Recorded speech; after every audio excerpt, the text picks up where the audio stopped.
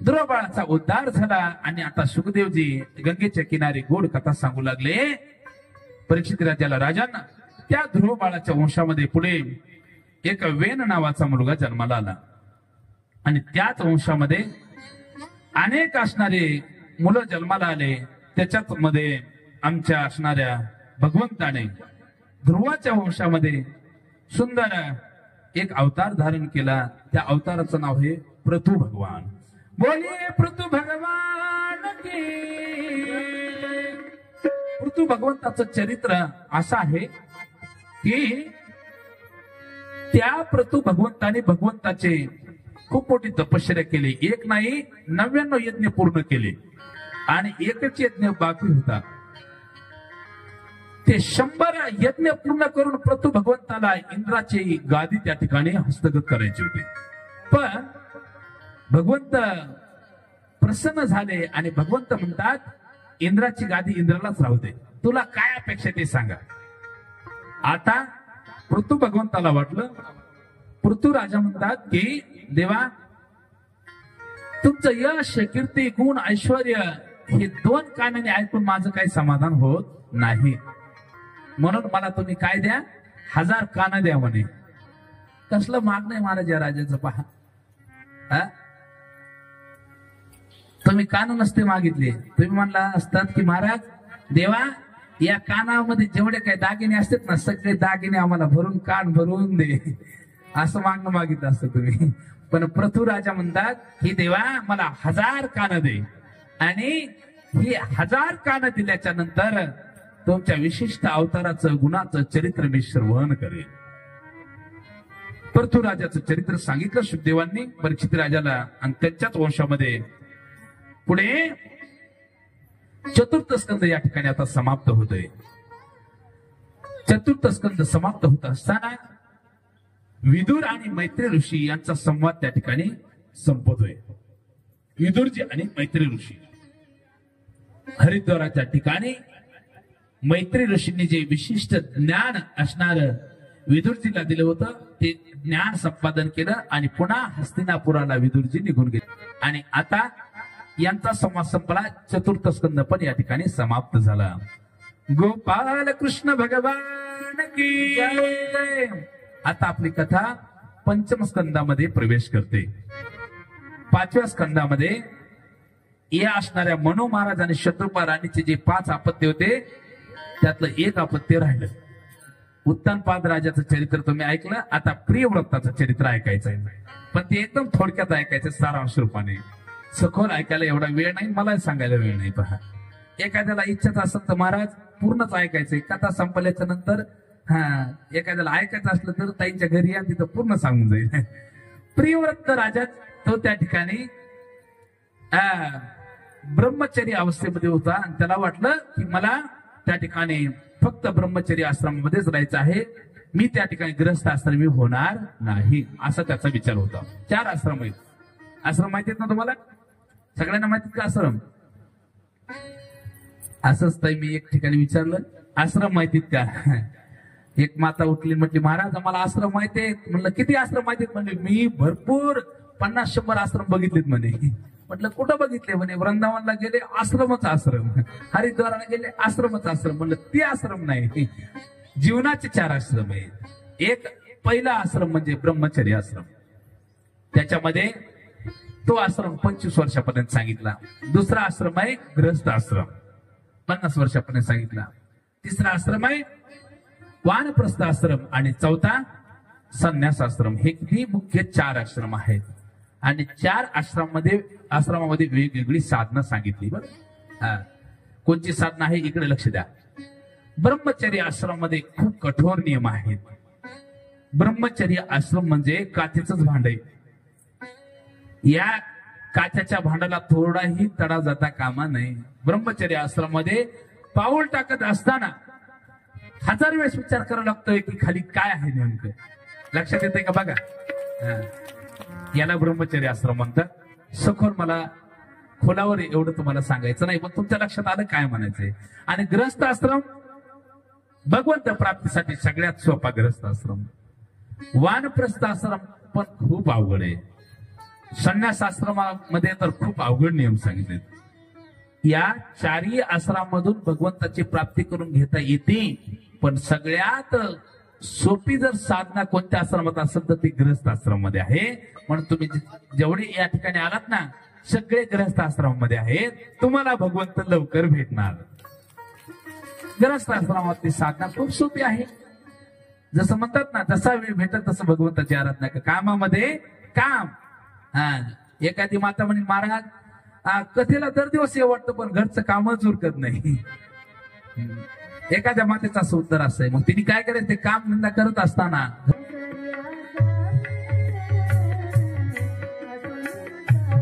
वा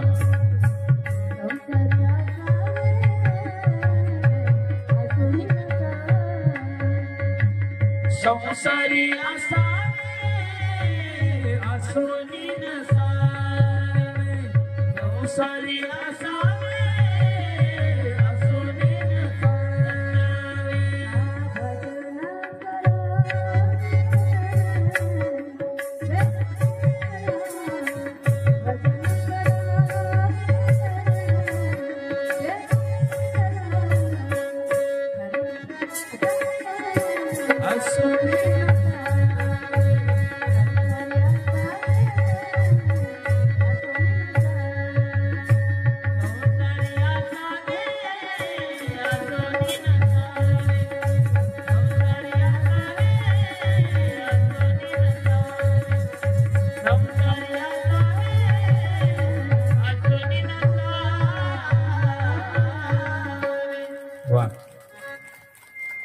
गोदळताई मुंडेंची आठवण झाली असेल तुम्हाला. गोड आवाज ताईंचा. संसारी असावे असोनी नसावे. मी प्रयत्न करतो पण माझा एवढा काय सुंदर आवाज निघणार नाही. ते काय असतं पहा, त्याला खूप मोठी साधनाही करावी लागते. आणि महिलांचा आवाज गोडच असतो पहा. त्याचं कारण आहे ना, महिला कुठलं व्यसन कधी करत नाही.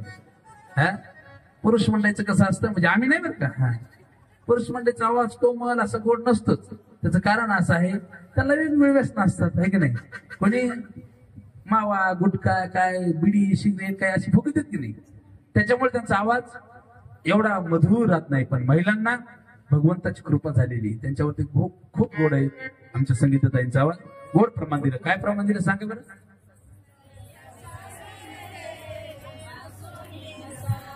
आता मला वाटतं कथा बंद करून तुमचंच आहे का. संसारी असावे ताई, तुम्ही 5-10 दिवस राहत आहे म्हणजे पुन्हा आपल्या सोबतच वारीला घेऊन जायचे. ऐका, संसारामध्ये असो ना, त्या ठिकाणी कसं असावं, संसारामध्ये कमळाच्या फुलासारखं असावं, असा अर्थ आहे थोडक्यामध्ये. आणि या प्रियव्रताला त्या ठिकाणी म्हणू महाराजांनी सांगितलं की तुम्ही गृहस्थ आश्रमाचा स्वीकार करा. गृहस्थ आश्रमामध्ये भगवंताची प्राप्ती लवकर होईल. त्यांनी उपदेश केला आणि उपदेश केल्याच्या नंतर प्रियव्रताने आपल्या पूर्वज सांगतात म्हटल्याच्या नंतर गृहस्थ आश्रमाचा स्वीकार केला. गृहस्थ आश्रमामध्ये पण खूप सुंदर नियम सांगितलेले आहेत की पती पत्नीने कसं वागावं, दृढ विश्वास एकमेकावरती असावा. आणि त्या ठिकाणी एखाद्या पतीला आवड नसेल तरी पत्नीने त्या ठिकाणी परमार्थाकडे आणावं. एखाद्या पत्नीला आवड नसेल तर त्या पती राजाने त्या ठिकाणी परमार्थाकडे आणावं आणि दोघांनाही भगवंताची प्राप्ती त्या दोघांनी करून घ्यावी. असे वेगवेगळे गृहस्थ आश्रमाचे या ठिकाणी नियम सांगू लागले. नंतर त्यांच्या पोटी नाभी नावाचा एक सात्विक मुलगा जन्माला आला, एक अग्निद्र नावाचा मुलगा जन्माला आला. आणि त्यांच्या कुळामध्ये नाभीचा विवाह त्या ठिकाणी मेरू देवी सोबत झाला. आणि यांच्याही पोटी साक्षात आमच्या भगवंताने ऋषभदेव रूपाने त्या ठिकाणी अवतार घेतला. बोलिये ऋषभदेव भगवान की. आता भगवंताचे 24 अवतार बघायचे, ऋषभदेवापर्यंत आपण आलो होतो. ऋषभदेवाचा जसा जन्म झाला, कालांतराने ते लहानाचे मोठे झाले. लहानाचे मोठे झाल्याच्या नंतर राजगादीवरती बसले. तो म्हणता लगेच मोठे कसं काय, कथेमध्ये होत असतात मोठे. आणि राजगादीवरती बसल्याच्या नंतर त्या ठिकाणी खूप दिवस झालं त्या ठिकाणी राजगादीचा उपभोग घेतला. 50 वर्ष झाले आणि 51व्या वर्षी ऋषभदेवांनी विचार केला की आपणही त्या ठिकाणी आता या राजगादीचा त्याग करून भगवंताच्या प्राप्तीसाठी वनामध्ये निघून जावं. कितव्या वर्षी?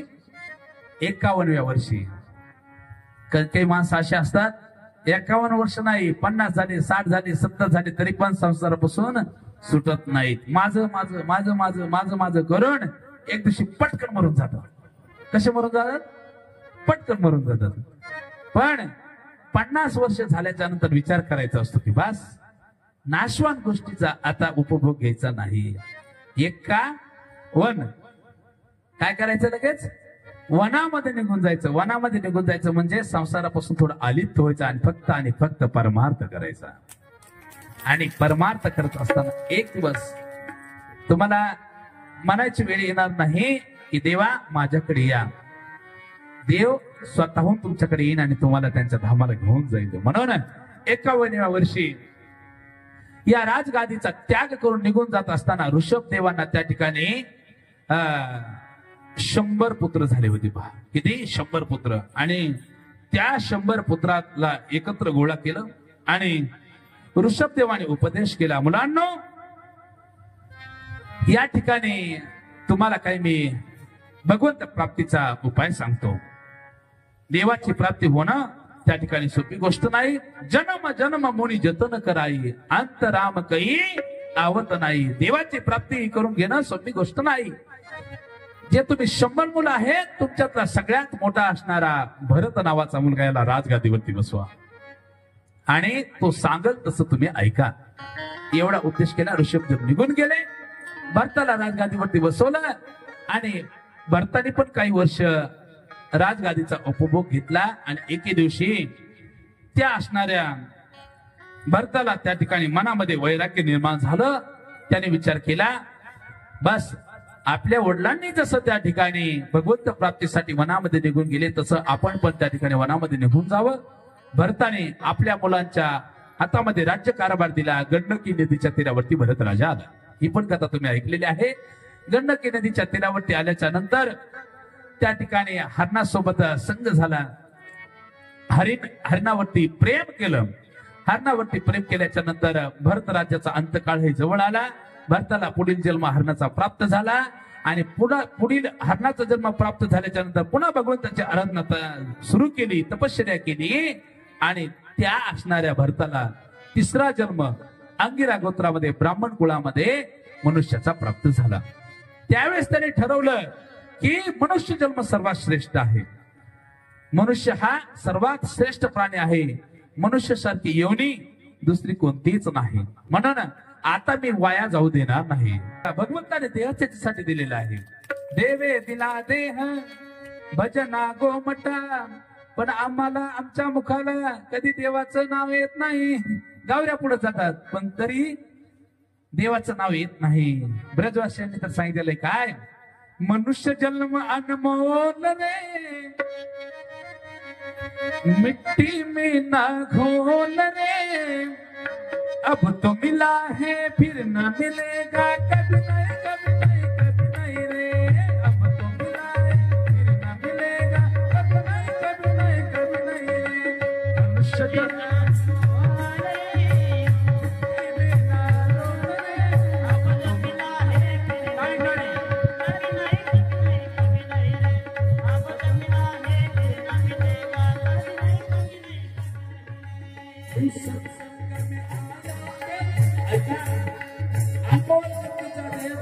दिल्या. याची किंमत प्रत्येकाला समजली पाहिजे. भरत राजाला माहीत झालं आणि त्याने सर्व गोष्टीचा त्याग केला. तिसऱ्या जन्मामध्ये भगवंताची प्राप्ती करून घेतली. हा जन्म पुन्हा भेटेल की नाही सांगता येईल ना कोणाला? कोणाला सांगता येत नाही. पाप आणि पुण्य समान झाल्याच्या नंतर पुढचा जन्म मनुष्याचा प्राप्त होतो पण आपल्याला सांगता येणार नाही. म्हणून काय करायचं? तू सत्संग में आया कर, गीत प्रभु के गाया कर. साज सवेरे बैठ के बंदे गीत प्रभु के गाया कर. नहीं कुछ मोल रे, नहीं लगता कुछ मोल रे, मिट्टी में ना लोल रे, अब तो मिला है फिर न मिलेगा, कभी नहीं कभी नहीं कभी नहीं रे, अब तो मिला है फिर न मिलेगा, कभी नहीं कभी नहीं कभी नहीं रे, अब तो मिला है फिर न मिलेगा, कभी नहीं कभी नहीं कभी नहीं रे. ऐकलं आता तरी सावध व्हायचं. मनुष्य जन्म अनमोल रे. मला एक कळत नाही मातांनो, एवढ्या अनमोल किमतीचं ते भगवंताने दिल्या तरी काही काही लोक असे म्हणतात माणसाने असलं जीवन जगण्यापेक्षा मेलेलं बरं, असं म्हणतात की नाही. काही जणांच ऐकलंय मी. अरे हा जन्म नाही पुन्हा, जन्म हा पुन्हा नाही. पण खूप माणसं मी असे बघितले राघव काय म्हणतात, असलं जीवन जगण्यापेक्षा मेलेलं बरं. अरे बाबा हा देह पुन्हा भगवंत तुला देईल की नाही सांगता येईल नाही. म्हणून भरद्वाजाने किती सुंदर वर्णन केलंय. मतलब का संसार है इसका क्या ऐतबार है, संभल संभल के कदम रखो फूल में अंगारे, मन की आंखें खोल रे, मिट्टी में ना रोल रे, अब तो मिला है फिर ना मिलेगा, कभी नहीं कभी नहीं कभी नहीं रे. एकदा नाही सांगितलं, 3 वेळा सांगितलंय. कशामुळे? कारण संत महात्मे सांगत असतात की ते म्हणत असतात की खूप हातपाय जोडून सांगत असतात की हा जन्म पुन्हा नाही. म्हणून विठ्ठल विठ्ठल मना वेळोवेळा, हा सुख सोहळा स्वर्गी नाही, पुन्हा जन्म नाही, हा सोहळा पुन्हा स्वर्गातही नाही. म्हणून काय करायचं आहे, भरत राजाने त्या ठिकाणी भगवंताची प्राप्ती करून घेतली. रघुवर नावाच्या राजाला उपदेश केला आणि स्वतः त्या ठिकाणी भगवंत प्राप्ती त्यांनी करून घेतली. शुकदेवजी परीक्षित राजाला सांगू लागले, राजांना ऐक, या पंचम स्कंदामध्ये भगवंताच्या वेगवेगळ्या भक्ताचे चरित्र सांगत असताना भरत राजाला त्या ठिकाणी भगवंताची प्राप्ती झाल्याच्या नंतर पुन्हा पुढील चरित्र सांगू लागले की ऐक राजा, प्रत्येक मनुष्य वेगवेगळे कर्म करतो आणि कर्म करत असताना त्याला त्या कर्माचं फळ भेटत असतं. वाईट कर्म केलं तर आपल्याला काय करावं लागतं, त्याचंही वाईट कर्म भोगावं लागतं. म्हणून वा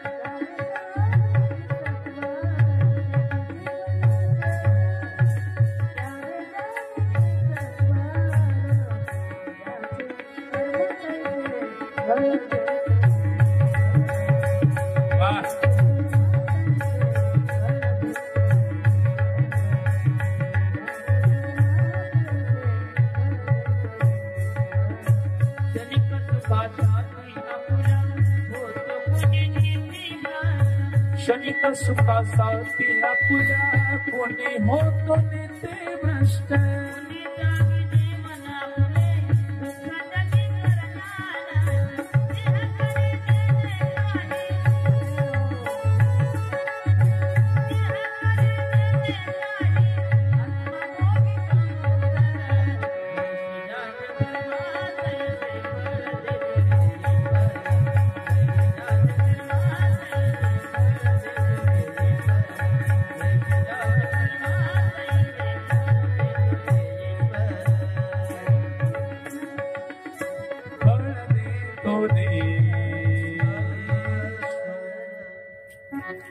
जगी जीवनाचे सार ध्यान जाणून सत्वर, जैसे जाचे कर्म तैसे फळ देतो ईश्वर.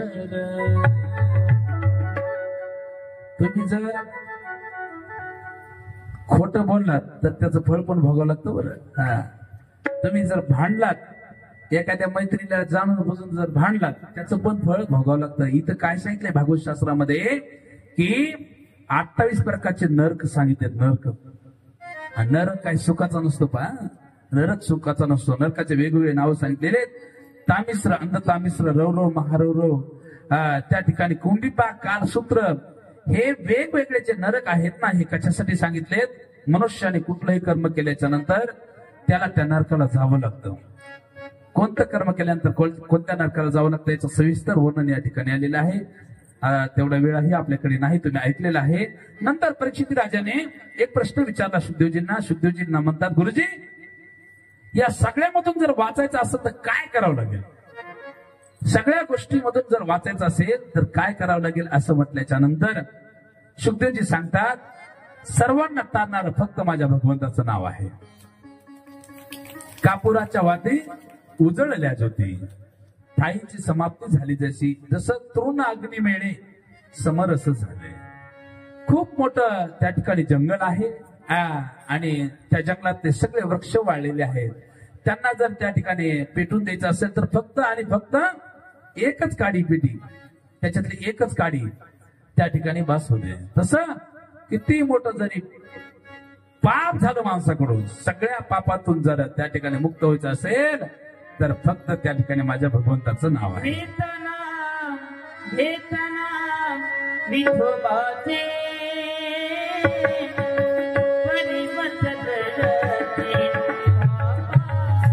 जय हो काळी.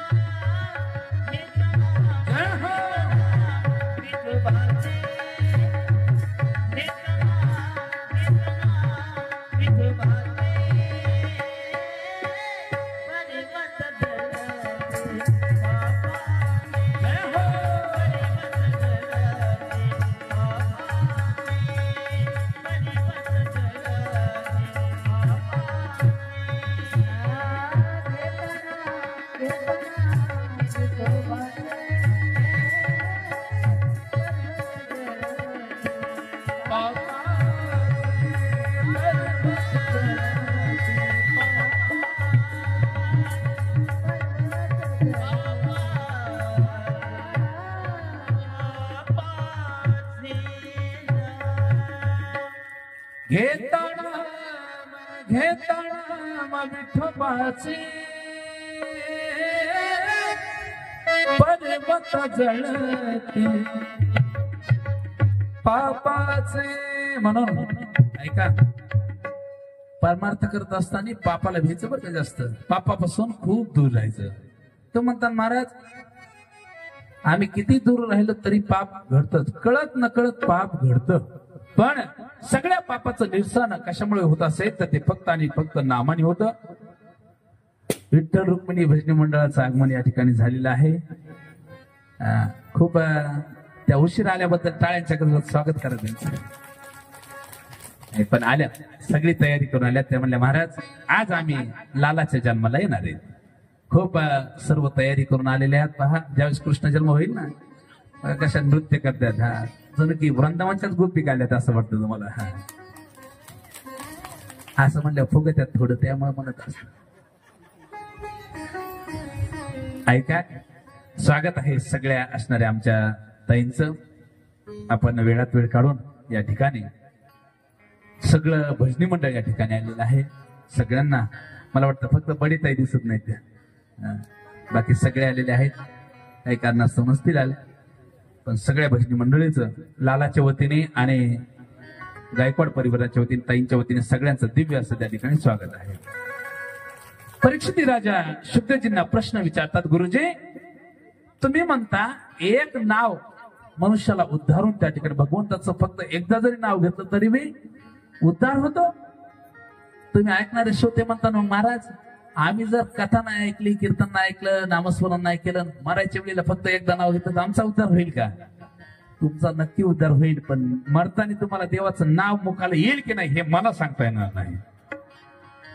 याचा अर्थ असा आहे, कोणी जर सुज्ञ श्रोते असतील तर म्हणते देवाची द्वारी उभा क्षण भरी तेने मुक्तीचा रे साधेला. म्हणतात देवाच्या दारात फक्त क्षणभर उभा राहिलं, नुसतं कथेत आलं, तोंड टाकलं, निघून गेलं तरी उद्धार होईल का? नाही होणार. याचा अर्थ असा आहे, एकदा नाव घेतल्याच्या नंतर सदैव आणि सदैव सदैव सदैव त्याचं नाव घ्यायचं, एकदाची त्याच्या धामाला निघून जायचं. परीक्षित राजा म्हणतो, मग एक नाव जर त्याला भगवंताचं एक नाव जर मुक्त करत असेल याचा पुरावा काय आहे का? त्यावेळेस आजामेळाचं चरित्र सांगितलं.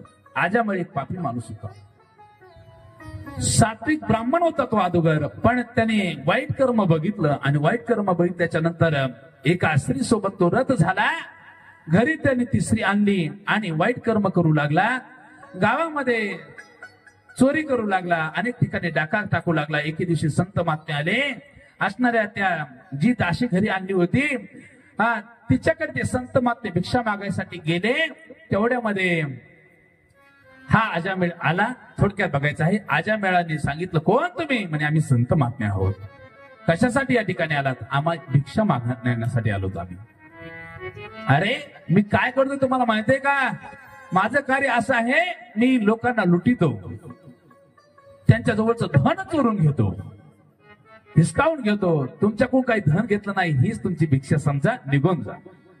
तेव्हा ते संत महात्मे म्हटले, आम्हाला धनद्रव्य काहीच देऊ नको, आमच्याकडे तुला द्यायला काही नाही, पण आमची भिक्षा ऐक काय आहे.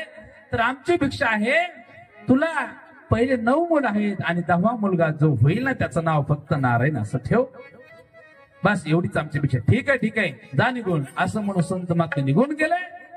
पुढे कालांतराने त्याच्या असणाऱ्या त्या जी दाशी आणली होती तिला 10वा मुलगा त्या ठिकाणी झाला, त्याचं नाव नारायण असं ठेवलं. आजामेळाचा अंतकाळ जवळ आला. अनेक दिवस त्या ठिकाणी निघून गेले आणि त्यावेळेस अनेक पाप त्याने केलेले होते. पाप केल्यामुळं त्याला नेण्यासाठी यमाचे काळे कुट्ट दूत नेण्यासाठी आले. जीवनामध्ये जर आपण चांगलं वागलो नाही, चोरी लबाडी केली आणि आपल्या मुखाने जर कधी भगवंताचं नाव आपण घेतलं नाही, पाप कर्म जर आपण केलं, तर आपल्या पण अंतकाळाच्या वेळेस भगवंताचे दूत आपल्याला न्यायला येत नसतात, बरं यमाचे दूत येत असतात. म्हणून आतापासून सावध व्हायचं, आतापासून सावध व्हायचं. या वाणीने कोणालाही वाईट कधीच बोलायचं नाही. एखाद्याचं तुम्हाला चांगलं नाही करता आलं तरी चालेल, पण वाईट करायच्या नादी कधी लागायचं नाही. काही काही माणसाला लय तसली बेकार सवय असते. पहा, सोप्या भाषेत सांगतो, एखाद्याचं चांगलं लग्न थाटामाटामध्ये जमलेलं आहे आणि तो तयारी करतोय, तिथं जाऊन ते लग्न ते मोडीणार. चांगला सप्ताह चालला, तिथं जाऊन काहीतरी विक्षेप करणार. अशा माणसाला यमाचे दूत नेण्यासाठी असतात. आणि यमाच्या दरबारामध्ये गेल्यानंतर काय सुख होईल? तिथं काय गादी नाही झोपायला, तिथं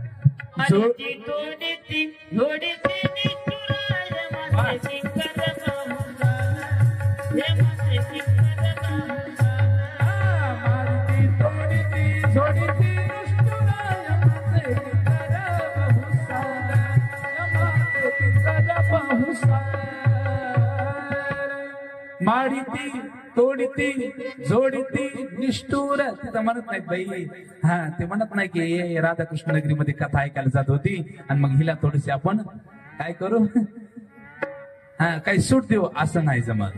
तिथं कथा ऐकायला जात होती, पण आपल्या जुन्या चपला सोडून नव्याच घेऊन येत होती. मग काय तिला माफ करणार काय माझी नाही? इथे आल्याच्या नंतर सात्विक भाव प्रकट करावा लागतो. ऐका, आजामेळाचं चरित्र सुरेश शुद्धजी म्हणतात, यमाचे काळे कुट्ट दूध आल्याच्या नंतर घाबरू लागला तो, आणि घाबरत असताना भयभीत झाला. तो म्हणतो, आता माझं काही खरं नाही. तेवढ्यामध्ये लहान बालकावरती स्वतःच्या मुलावरती विशेष प्रेम होतं. समोर तो मुलगा खेळत होता, नारायणा धाव, नारायणा धाव, नारायणा धाव असं म्हटल्याबरोबर यमाचे दूत तर त्याच ठिकाणी होते, पण तेवढ्यामध्ये भगवंताचे दूत आले. भगवंताचे दूत आले आणि भगवंताचे दूत यमाच्या दूताला म्हणू लागले, या ठिकाणी तुमचं काय काम आहे, या ठिकाणी कशासाठी आलात तुम्ही? म्हणे हे गिऱ्हाईक आमचं आहे. नाही म्हणे, हे गिऱ्हाईक आमचं आहे. ऐका काय मजेशीर किस्सा आहे, मजेशीर कथा आहे. ते यमाचे दूत म्हणू लागले, नाही नाही नाही नाही, तुम्ही काय करा, परत जा, हे दूत असणार, हे दूत आमचं आहे, त्या ठिकाणी हे गिऱ्हाईक आमचं आहे. त्यावेळेस भगवंताचे दूत म्हणतात की याने आमच्या स्वामीचं नाव घेतलंय आणि आमच्या देवाचं नाव जो घेतो त्याला यमाच्या दरबारात कधीही जावं लागत नाही, त्याला फक्त आणि फक्त आमच्या स्वामीच्याच दरबारात जागा आहे. म्हणून करताय तुम्हाला नेता येणार नाही. यमाचे दूत पळत गेले. यमराजाला म्हणतात, आम्ही त्या ठिकाणी गेलो पण ते भगवंताचे दूत त्या ठिकाणी आले, आम्हाला काही ते गिऱ्हाईक सापडलं नाही. तिथं गेल्याच्या नंतर ते गिऱ्हाईक नेमकं काय म्हणत होतं? यमराजाला यमाचे दूत म्हणतात, तो नारायण नारायण असं म्हणत होता. कोण? अजामेळ. अरे नारायण, नारायण हे नाव तर देवाचं आहे.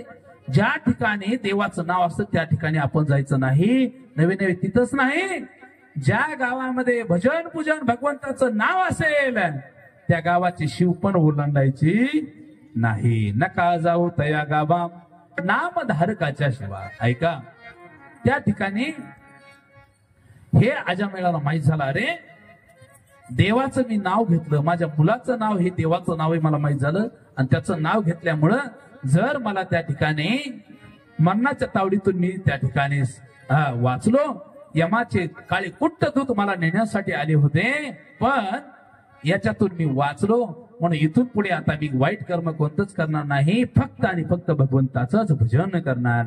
नंतर सदैव त्या ठिकाणी भगवंताचं भजन पूजन करू लागला तो अजामेळ. वाईट कर्म करायचं त्याने सोडून दिले. एके दिवशी साक्षात भगवंताचे विमान त्या ठिकाणी आलं आणि अजामेळाला स्वतःच्या धामाला घेऊन निघून गेले. म्हणे नारायण, पुत्राचे पुत्राची आमिषे म्हणे नारायण, पुत्राची आमिषे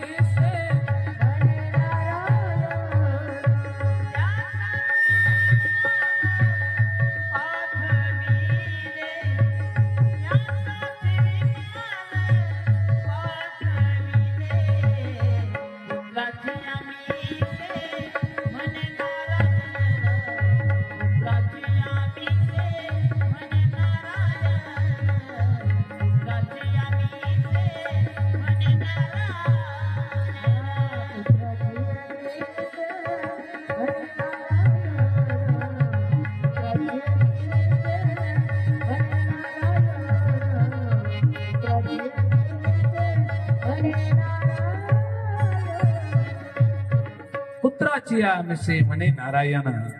त्या अजामेळाने भगवंताचं नाव घेतलं आणि अजामेळाला मुक्ती प्रदान झाली. अजामेळा पापराशी तोही नीला वैकुंठाशी नाम तुझे रे नारायण. अजामेळाचं चरित्र शुभदेवजींनी परीक्षित राजाला सांगितलं. पुढे त्या ठिकाणी वेगवेगळे चरित्र आपल्याला बघायचे आणि नंतर कृष्ण कन्याचं अवतार प्राकट्य कसं होतं ही कथा पाहून कथेला पूर्ण विराम द्यायचा आहे. तत्पूर्वी 5 मिनिटाचा ब्रेक आपल्याला द्यायचा आहे. सगळे फ्रेश होतील. राहिलेल्या 2-3 कथा आपण बघू आणि नंतर त्या ठिकाणी सुंदर कृष्ण कन्याचा अवतार प्राकट्य बघायचा आहे. म्हणून सगळ्यांनी चहा घ्यायचा आहे. फक्त 5 मिनिटाचा ब्रेक आहे. गोपाल कृष्ण भगवान की जय, राधा राणी सरकार की जय, जय श्री राधे, जय जय श्री राधे, जय जय श्री राधे.